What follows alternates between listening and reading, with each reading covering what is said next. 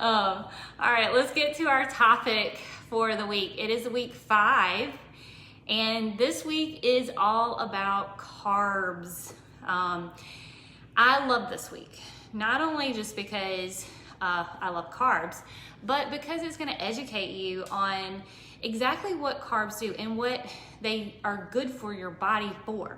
So a lot of people are really scared to eat carbs because we have been trained through mainstream media, every diet strategy out there like that seems to be popular says go low carb.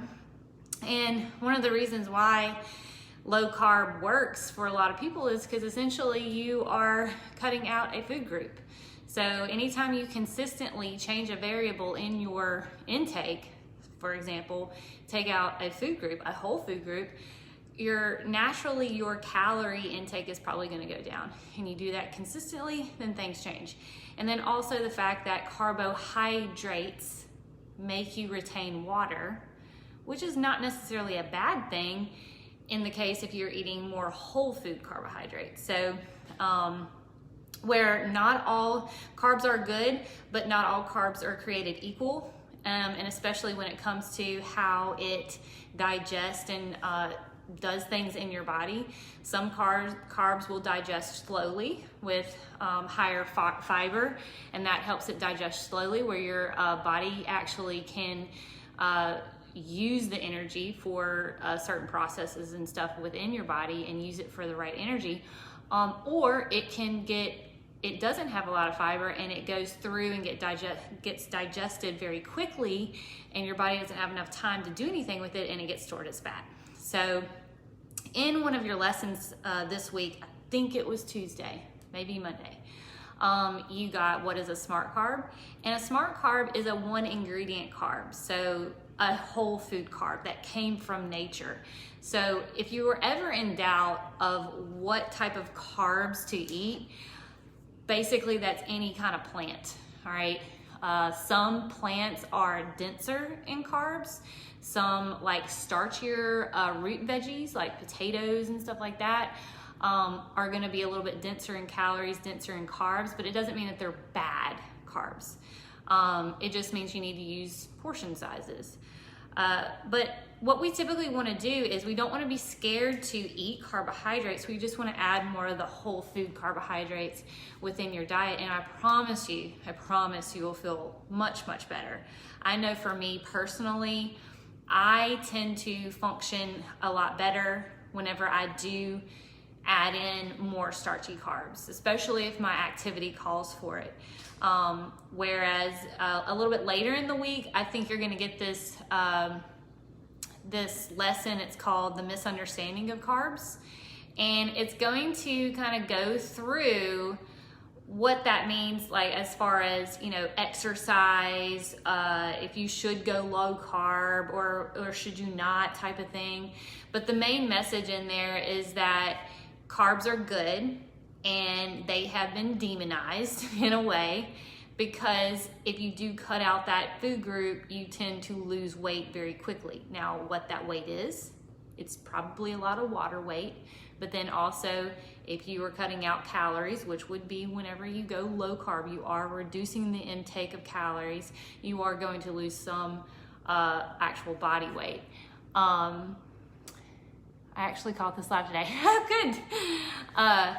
But, you know, so we want to kind of debunk that whole thought process that carbs are bad.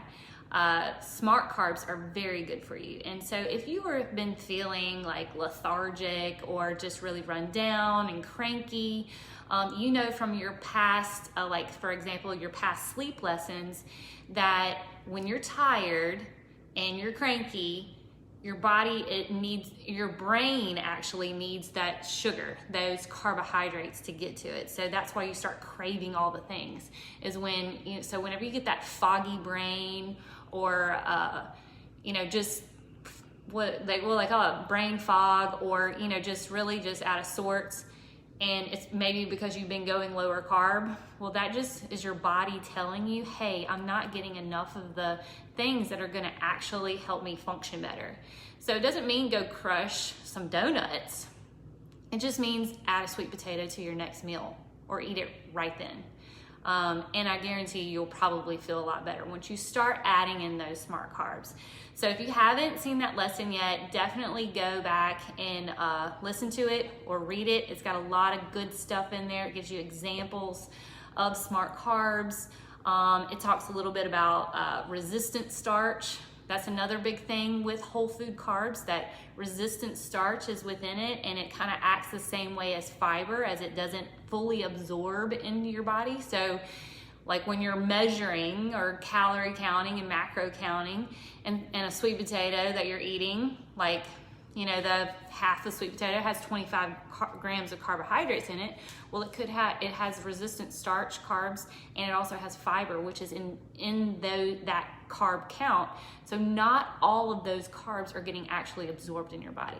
So you can eat them and still not go over crazy. The only problem you run into of overeating is like overeating donuts and chips or something like that. But that's a really good lesson.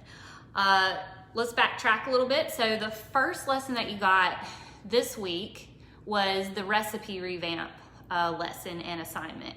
And I hope you guys have been having a little bit of fun with that and trying to experimenting with stuff. I mean, I experiment all the time with recipe revamps. Now, recipe revamp is it's just you take a recipe that you miss or you usually enjoy but may not be in line with your goals, and you switch out the ingredients to make them more in line with your goal.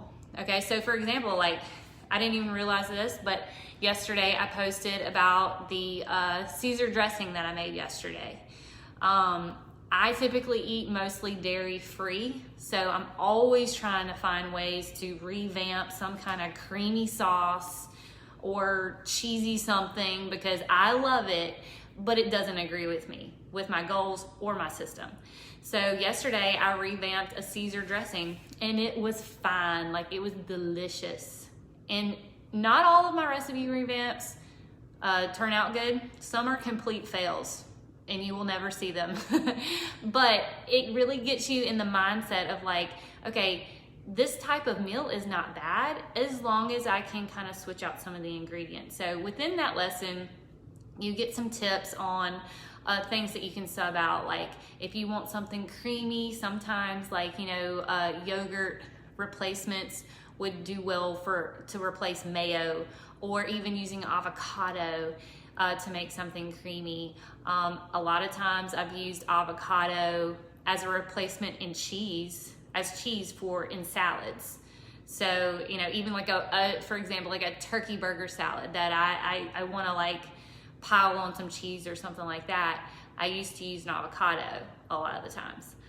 So it's just a different way of thinking about your recipes and the things that you could actually become accustomed to eating, because this food that you are learning to eat, like, it's not just supposed to be chicken and celery sticks or steamed bags of veggies. Like, you need to find ways to eat foods and meals that you actually enjoy. So recipe revamping is one of those ways that will actually help you enjoy this type of eating. And it gives you a little bit more, practice in the kitchen. So give that lesson a look. I think it was on Sunday.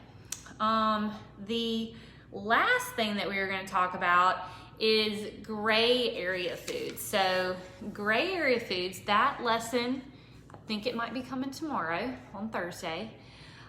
Gray area foods are a food that usually comes in a package. It's not necessarily fits in line with or the description of what CK meal habits are. So it's not necessarily a whole food. It's always usually just something that comes from a package, but it may be something that helps you fill your meal habits. So it may not be exactly what you're looking for to eat every day, all day, but it's something that just kind of like here and there you can sprinkle in, kind of like low sugar jams. I use a low sugar jelly sometimes. Whenever I like make a rice cake, I'll do a little bit of peanut butter and I put a little bit of low sugar jelly on top of it to make like a PB&J. That's not necessarily like something that I deem as healthy, you know, but it's not something that's going to necessarily derail me. But one of the ways that we like to look at gray area foods is there's two ways. You can, let me see what Carla says. Been eating a lot of gray area foods during quarantine. I hear you, girl. I mean, it's really hard because those gray area foods, they don't seem as bad, especially like looking at like a nutrition label. It may be something that the macronutrients like just all line up, stars align, and it's not necessarily like a ton of stuff in it. But it really doesn't fit into, does it fill a habit? You know, if your coach was to ask you, like, do these veggie chips fill my plant habit? You know, if you asked your coach that, you could be like, your coach would probably say, well, do you think it fills a habit? And if you don't think it fills a habit, then they're definitely probably thinking it doesn't fill a habit either. So that's the gray area where you're kind of sure, kind of not, like that type of thing. But two ways you can think about these gray area foods. One is what I call bridging the gap. So bridging the gap between where you are now to what you ultimately want to be behaving like. So we'll use the water habit as an example. So maybe you started out this challenge as someone that doesn't love the taste of just plain water. Like you need some flavor in your life. And so maybe to help you with your habit, you decided to start flavoring your water, you know? Obviously, ultimately, you would want to get to just drinking plain water, you know, so you wouldn't have to worry about flavoring it every time you needed something to drink, or being susceptible to like getting a soda or something like that. The ultimate goal is to drink plain water, but in order to get you there, you need to take some baby steps. You need to bridge the gap. You need to start adding flavor to your water so you get used to drinking water, and then further down the line, the bigger jump to plain water is not going to be that drastic. I hope that's making sense. Another way is bridging the gap type of thing is, say, when you first started out, you always ate cheeseburgers for lunch. You went through the drive-thru. Well, you switched your cheeseburger lunch for a sandwich with turkey, tomatoes, lettuce, maybe some, like you just piled up that sandwich on wheat bread with a bunch of veggies. It helps you fill your protein habit. It also helps you fill your plant habit. It bridged the gap from the cheeseburger to the more whole food, the better choice. And as you know, we're always talking about make the better choice in the situation that you are in. So it's not that these gray area foods are off limits. It just means that, you know, there could be a better choice out there for you. And bridging the gap, your food logs or your food forever will be littered with these type of things. And it's not something to obsess over unless it starts taking over the whole food habit.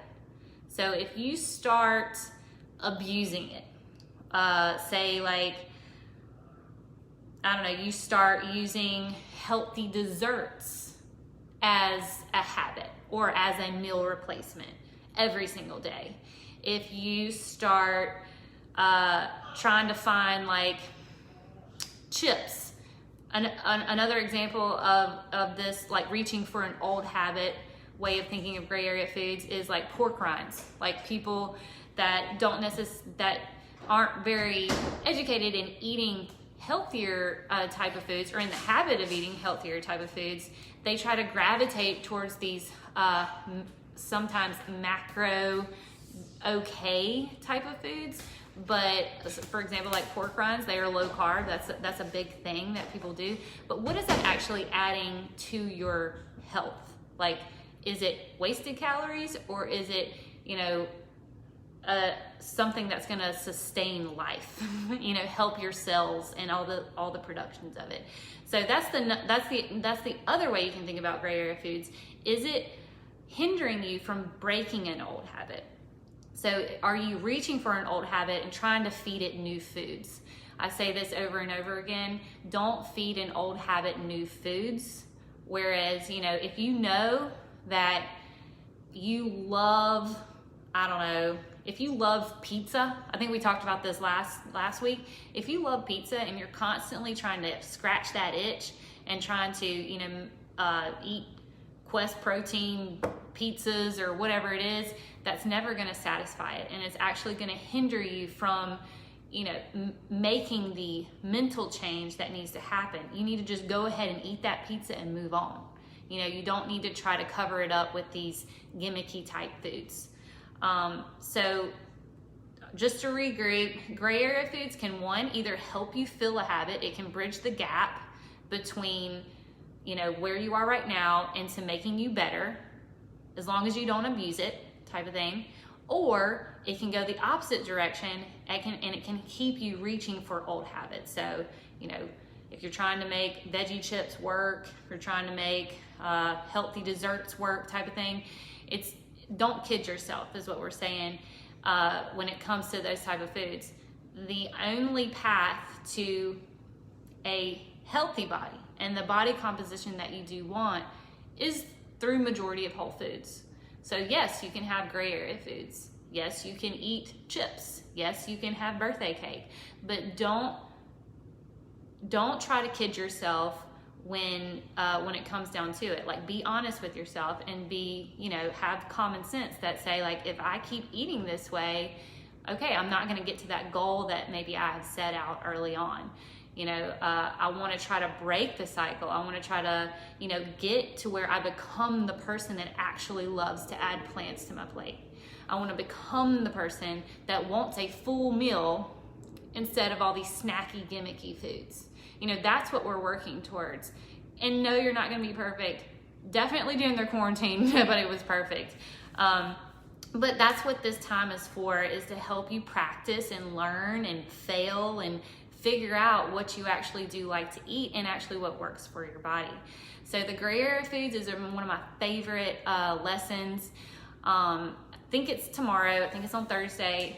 But give that a listen for sure. This whole week is jam-packed with a bunch of good information that I hope you guys are really going to, absorb and resonate with. And of course, if you have any questions for your coach, if you want to start a discussion on the Facebook group about carbs, and if you're scared to eat carbs, or what kind of carbs does everybody else eat, type of thing, we can get some ideas going and have that good discussion as well, and out in the open, because I know everybody needs a good reminder that carbs are good for you.